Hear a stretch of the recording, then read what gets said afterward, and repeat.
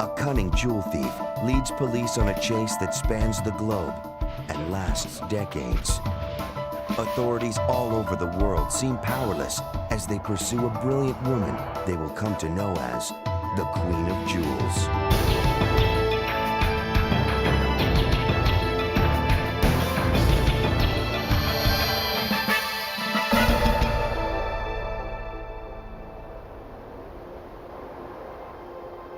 The barbed wire fences of the Colorado State Correction Facility hold some of America's most cunning criminal minds, including a thief implicated in more than 400 jewel heists. Louise Davis, the Queen of Jewels. I thought I could get away with anything. Let's say go into a fine store, and I'm speaking hypothetically, and just say you walk out with a $100,000 diamond ring that is of great quality. I just thought I could get away with it, because I did. During the course of her career, Louise Davis has stolen millions of dollars in precious gems from some of the finest stores in the world.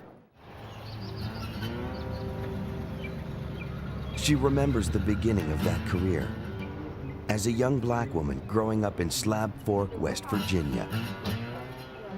Well, hey, Louise, how you doing? I'm fine. Mom told me. Oh, And she remembers the day her mother sent her to the store to settle a bill. My mom told me that if I make straight A's, I can get a watch. Oh, that's nice. While she was there, a watch caught her eye. That's a good one. It's pretty. I think you're gonna like it. The store owner allowed her to try on the watch. Yeah, well, how you been anyway? And he treated me so nice, and I was quite proud of the way he was treating me. And a man, a white man, See another one you might like? entered the store. This one here? Hi, Bob. His whole everything changed. He was no longer patient. He was no longer nice. All right, you just run on home there. Forgetting Louise had the watch, the man pushed her away.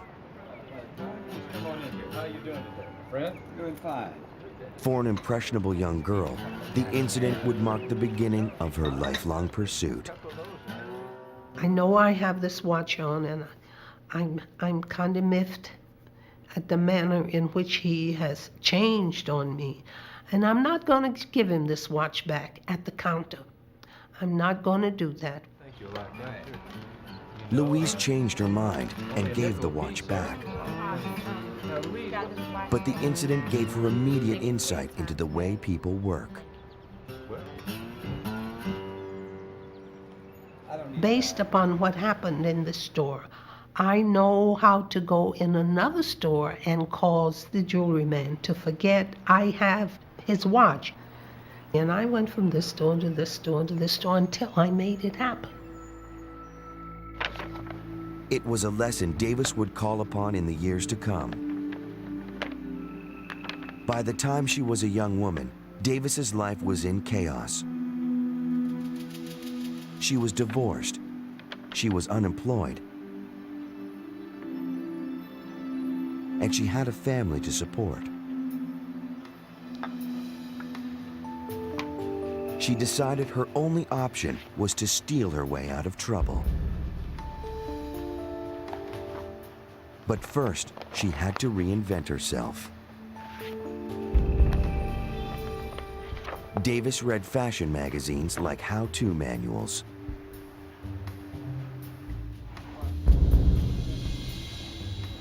Now that she had the right look, she needed the right education.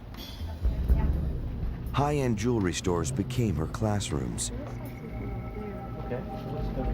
Davis listened closely as sales clerks talked about gems. She observed the mannerisms of their well-to-do customers.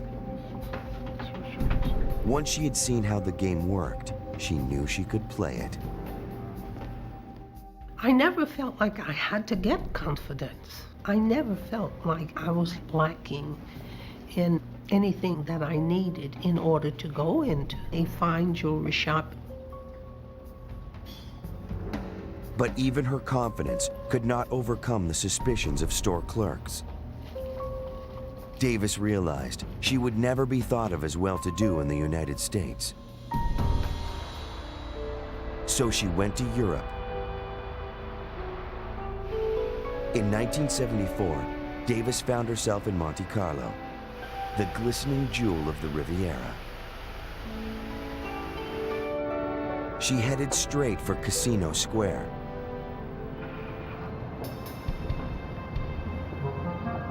There she found exactly what she was looking for: the most expensive jewelry stores in the world.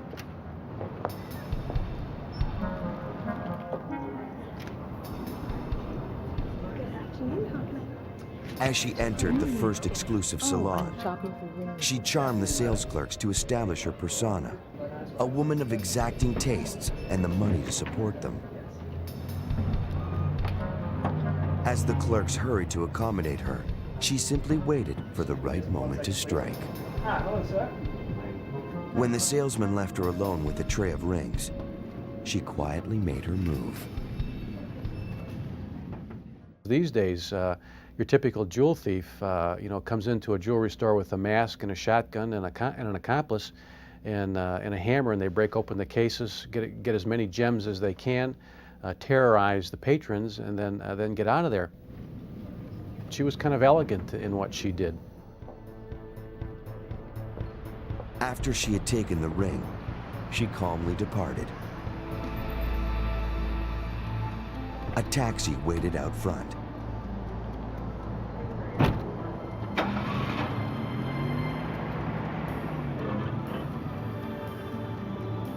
Once safely away, she examined the ring more carefully. Everything she knew told her this was no ordinary ring. I knew something was amiss. It was too much. It was costly to the point that there was going to be an all-out dragnet.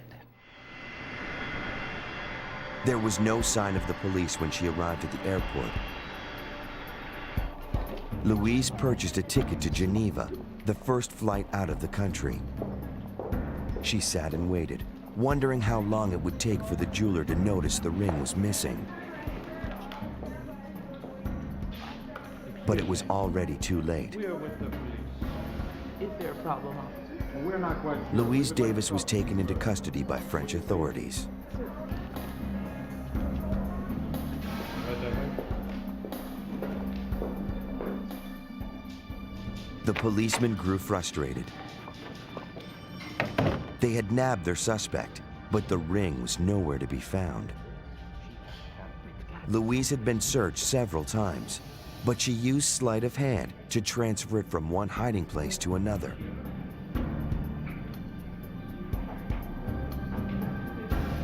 The ring was never discovered.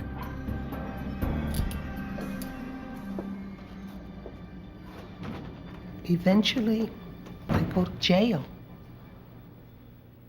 Every day or every other day, they would come looking for it. And every day I had it. I thought about throwing it away. I thought about giving it to them.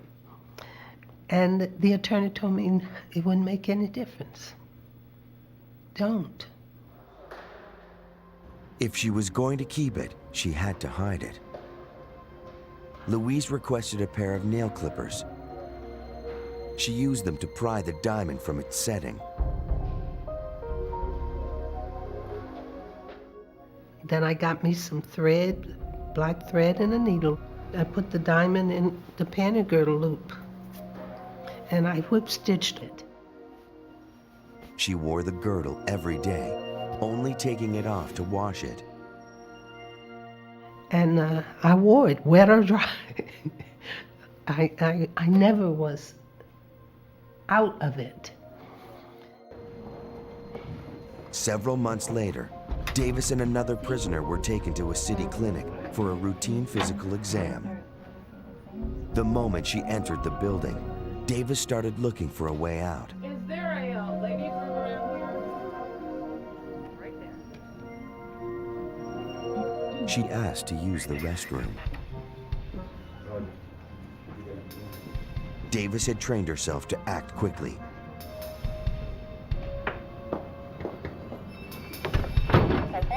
This might be her only chance to escape.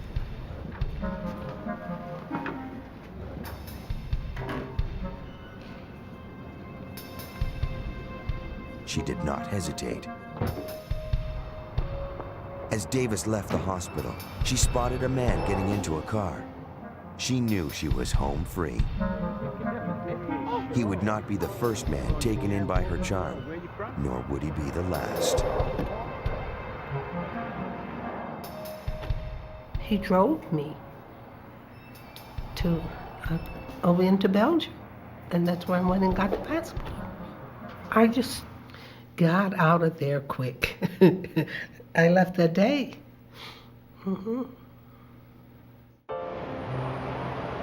She made her way to London. The polite young girl who grew up in the poverty of coal mining towns now mingled with European high society. Davis called them her bubbas. It was her nickname for rich people who gave her the instant credibility she needed.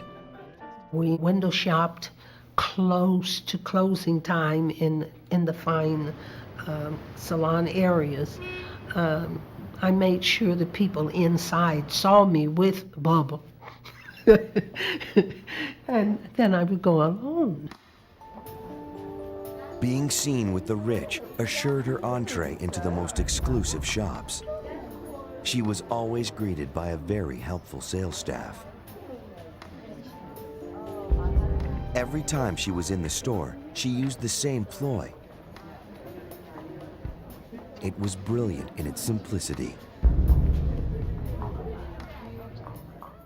She would engage the proprietor in conversation and ask to look at certain rings or certain pieces of jewelry, and would spend a significant amount of time discussing the quality of the gems and all that kind of stuff. And during the course of that, she'd slip on her finger a valuable stone, and then she'd look at it and then continue talking with the owner of the store.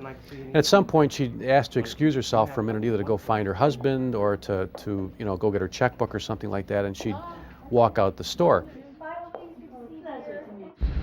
Louise Davis had become quite the jet setter. She would steal a ring in Europe and sell the goods in the United States. She concealed the merchandise from customs officials in ordinary containers. By the 1980s, Davis had managed to elude Interpol, Scotland Yard, and local authorities in scores of cities across the US and Europe.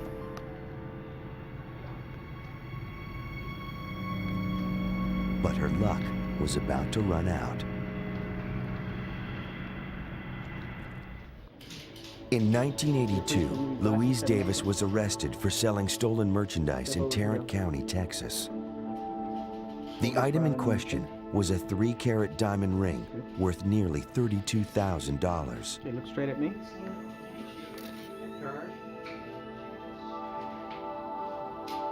You okay, man? You have a number 3. At various times in her long career, she'd been arrested and put in jail. She never stayed for long. One evening, while awaiting trial, Louise complained of abdominal pains. Where's number 3? That would be great. She was transferred to a hospital where she convinced a volunteer to uncuff her. It was all she needed. Davis spent another 5 years on the lam.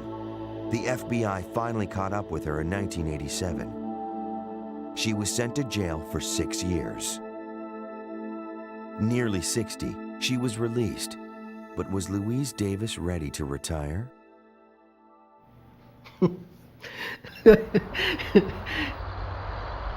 Over the next 5 years, the Queen of Jewels crime wave continued. Then, in 1998, she set her sights on an upscale department store in Denver, Colorado. To the salesman in the store, the new customer was impeccably dressed, poised, and articulate. She seemed every inch a sophisticated woman of means.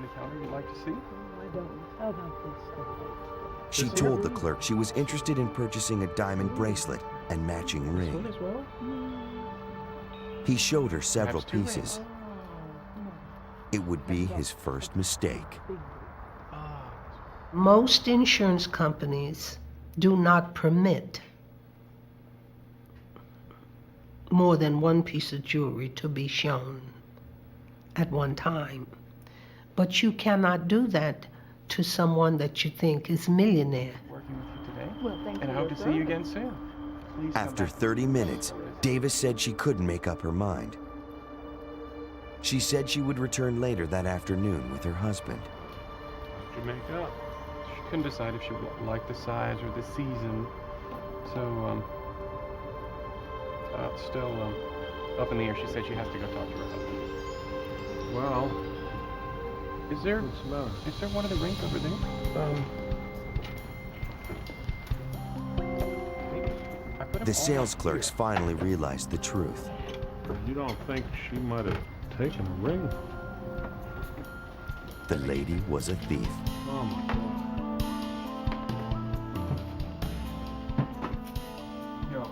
The police were called in. The suspect had been careful not to leave behind physical evidence. The stolen ring was large, 3 emerald-cut diamonds in a platinum setting.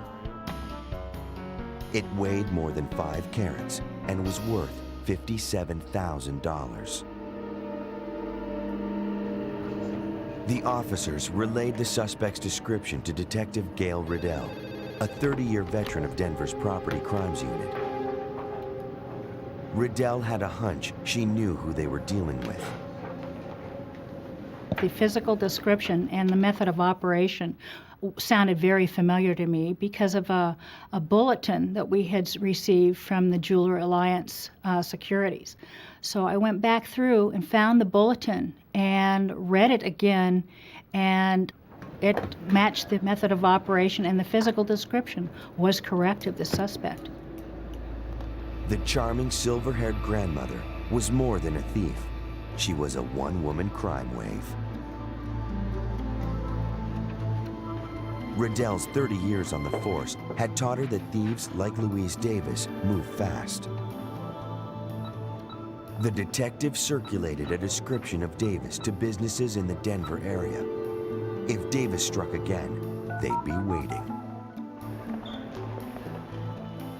Officers were dispatched to the airport,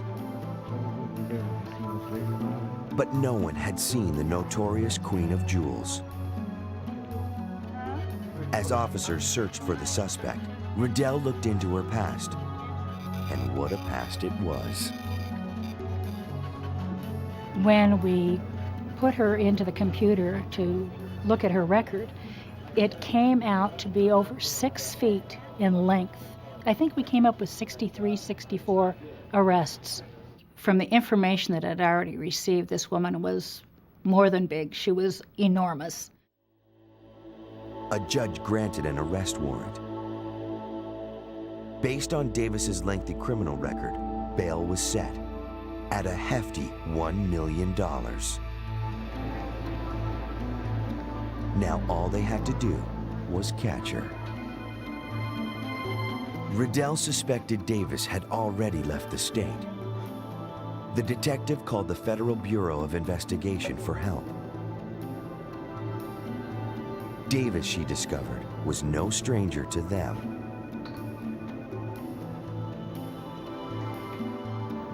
The FBI's Cleveland office led the Davis investigation. Her file listed her last known address as a home in an upper-middle-class Cleveland neighborhood.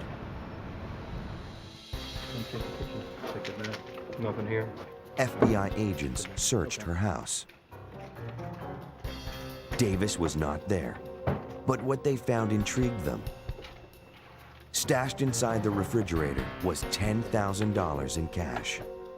It was the sign of a consummate professional. The refrigerator was probably one of many hiding places Davis kept in case she needed quick cash for a getaway.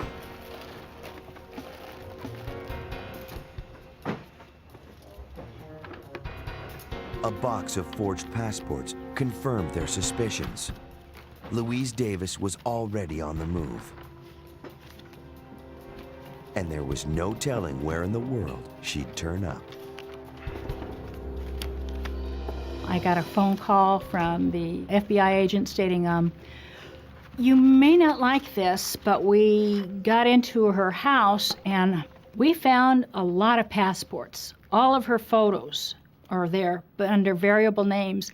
And she left the country and came back in one day shortly after your theft. And I said, are you telling me the ring has already been taken to Europe? And he said, no, but I'm just getting you prepared that there is a possibility. But he said, we are working on another angle here and we will keep you posted. And it was kind of like, as fast as we moved, she moved faster.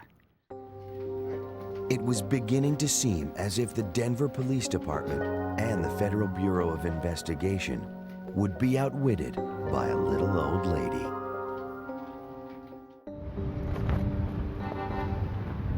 It took a month, but the FBI finally got a break. A Cleveland pawnbroker recognized a photo of the stolen ring. He had recently sold it himself. Right here. The receipt right here. Let me look at the receipt here.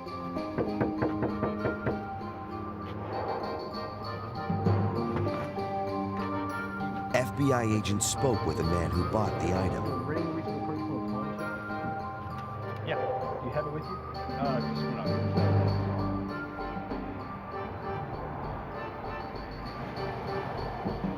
It was indeed the ring taken in Denver.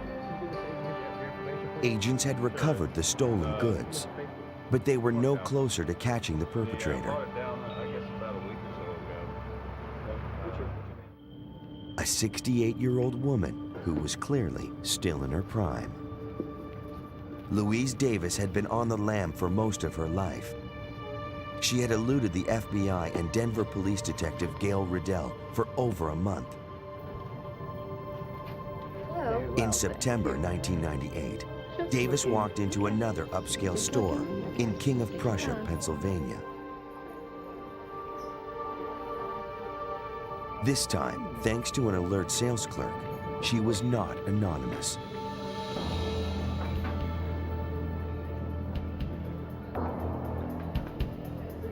The clerk checked a wanted poster sent out by the Denver police. She recognized the infamous Queen of Jewels. She called security. Gail Riddell finally got the call she had been waiting for. Louise Davis was in custody, but for how long? I said, do not give her a bond. I said, my bond is $1 million on this case. And there was a hesitation on the other end. And I said, did you hear what I said? And he said, $1 million on this little old lady? And I said, yes, sir. I said, she is more than she appears. So please, you know, it's just everybody assumes from her demeanor and of her age that she is not a serious problem. And in fact, she really is. This time, Louise didn't get away, and she was soon sitting in a police interrogation room opposite the woman who had finally stopped her. I said, I want you to tell me how you did this. And she kind of stopped for a second. She looked at me and kind of smiled, and she said, you're the first detective that has ever asked me how I did it. Can you tell me what you did with that ring? The key, she said, was in her image. Oh, certainly. All right. Davis had built her career by mastering a shell game that played on the perceptions of others. Describe him to your husband. Sure.